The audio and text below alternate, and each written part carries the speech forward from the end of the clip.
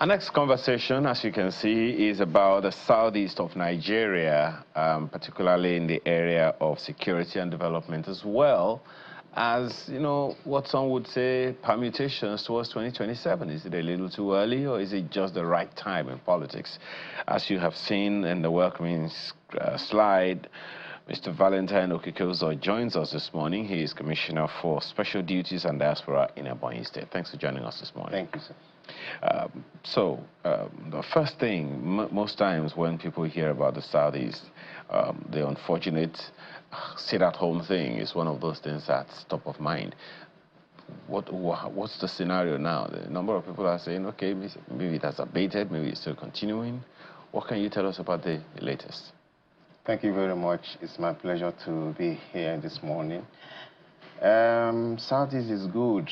Southeast is very good, and it's not the same way people talk about it, I can assure you. Even though I know that security challenges are everywhere, it's not only in Southeast, but I can tell you that the sit-at-home syndrome is no longer the way it was. So it has abated very, very well, and there's peace. And I can tell you in Ebonyi State in particular, where I come from, we've not actually witnessed sit-at-home. It has been just normal day like every other day in Ebonyi State. So I think we are good, sir. But at the end of the day, he who feels it knows it. What was done? What would you say has been done in order for us to be sure that it's not just over, but it's permanently over and never coming back? Are you saying that throughout the Southeast, there is no sit-at-home anywhere? Well, I wouldn't say that. I would talk based on the state where I come from, Ebonyi in particular. So I cannot say that there are no challenges of security in the Southeast. Of course, it's everywhere, like I said earlier. It's not only in the Southeast. But I believe that with God, everything is possible. Believing that our security agencies are doing quite well, and with the support of government, they will do much better. All right, so in terms of security and development in the Southeast, what would you say? One of the things that normally come to me is whether or not, and the question has been asked quite a few times, whether or not all of the governors in the Southeast are as cooperative as one would expect. Yes, I know you are a commissioner for in Ebonyi State, but you are a commissioner in Ebonyi State, but I mean, you should at least be able to say a thing or two about, you know, the activities of your governor and whether or not they are collaborating enough for the people to ensure sustainable security and development. Oh, sure. The situation, like I said, is better now, and we also know that in a chaotic society, meaningful development cannot happen. So it's only when we have a conducive atmosphere that development can spring up. So I believe also that the governors of the Southeast are doing quite well. Enugu and Ebonyi, we share boundary, and I traveled to Enugu on my way to Lagos, and the journey was smooth. People travel from Ebonyi to Onitsha in Anambra State. There has not been any record of people being kidnapped or people who, hindered from traveling.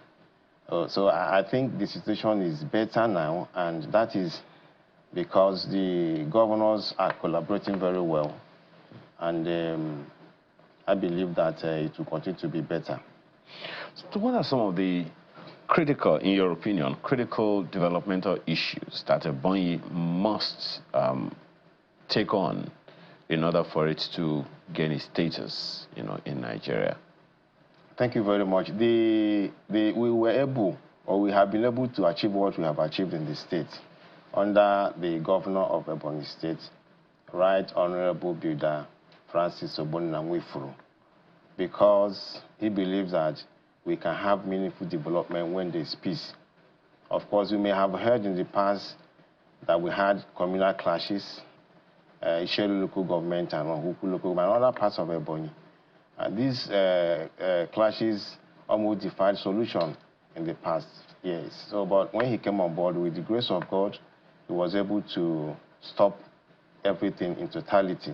As I speak with you, Ezilo, people live in harmony, And all the things they lost during the clashes, the governor has been able to assist them, build 140 units of 3 bungalow apartments, which we are currently doing, and the job is at 97% completion, apart from the internal road that the Ministry of Work is handling right now. So we have been able to navigate our path very well because of the man that is at the helm of affairs. So I can tell you for sure that the development we have in Ebonyi, it's quite enormous, and that will not even allow me to be able to. But I'm going to say a few things about them. In the area of education, we know education is the bedrock of society. For any development to happen, you must have solid education. Before he came on board, we had a bastardized system that was not functioning well. For instance, in tertiary education, Ebonyi State University was almost gone. But when he came, he was able to remove the embargo on employment. He converted those who were due for conversion. He increased their salaries of academic and non-academic staff. He increased the subvention of Ebonyi University. He did internal road for the school. He put street lights. He employed every first-class students of Ebonyi origin anywhere in Nigeria. He gave scholarship of 300 students currently in UK, every payment made, and 700 of the same scholarship to other Ebonians, but that one is in Nigeria, any university, any choice of their institution in Nigeria. He has provided buses for easy transportation to school, and so many things he has been able to do. In the area of health, before he came on board, a lot of doctors left the state because of the peanut they got as salary. And then doctors were earning like 200, 250. But when he came, he increased it to 500,000 and give them brand new SUVs. It's not only politicians who are good to drive such vehicles. The essence of all this is to make them, go to their work. You don't need to be in Abakaliki, the capital city, to deliver on those your responsibilities, health responsibilities. He also procured. Sorry, before you go away from education, I can see some random rankings, Yes. On the internet now, talking about Ebonyi having the 4th best, good road network in Nigeria. Looking at the education space now, looking also at one or two others, it ranks Ebonyi quite well. 3rd ranked in climate change, according to the Ministry of the Environment. But when we look at education that you spoke to, as at last year, August, using data from the National Bureau of Statistics as well as UNICEF Education Fact Sheet last year, it rates Ebonyi State as 19th with a literacy rate of 77.76% among the most educated states in Nigeria. Perhaps the figures have changed over the past 1 year, but what are the critical challenges of the state government in educating its people? The dropout rate is very, very low, 15%. The out-of-school rate is also extremely low, it's at 7%. But what are the critical challenges that can help the government of the state sustain this success? Yeah, I can tell you that, you can actually drag a horse to a river, but you can't force the horse to drink. Some of the people would want to do trades without going to school. So, and if government has provided platforms for them to have free education and people are not willing to, there's little you can do to force them to do that. But like you rightly said, the figures you had there were figures before he came on board the current administration. Before all these things are enumerated, they were not in place. In fact, at the point in time, even during COVID, some of the because you had to make sacrifice. Their salaries were cut 20%. And when this governor came, he paid them in arrears. So he's doing everything possible to encourage people to come to terms that education is very important in our society. Okay. Yeah. My colleague in Abuja has questions for you. Go ahead, Margaret.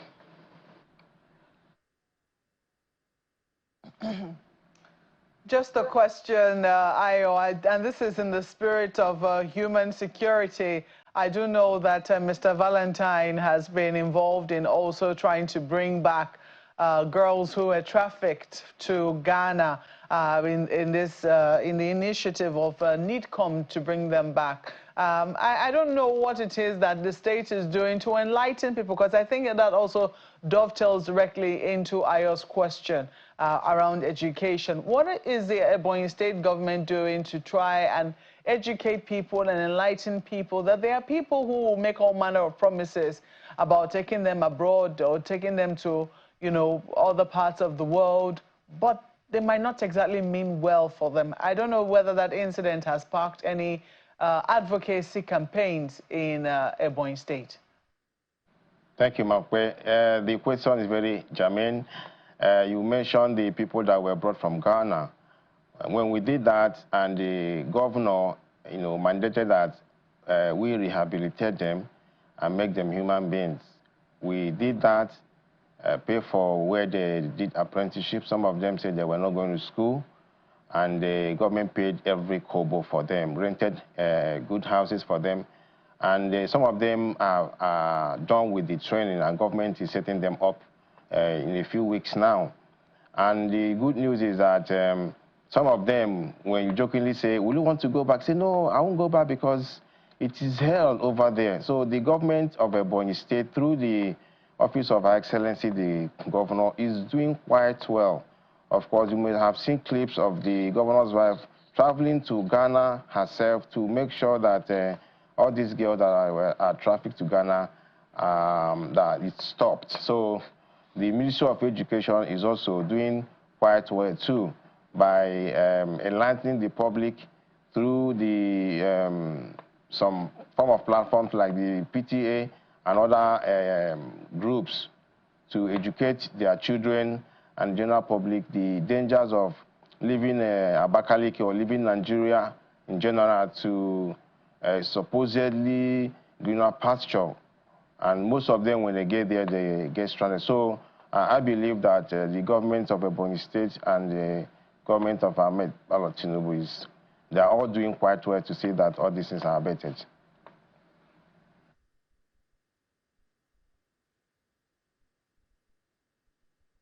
It's back to Ayo. Okay, you know, I'm looking at another figure, forgive me, because the questions that are raised here are not to criticize, but to draw attention to some things that the state government itself may not be seeing.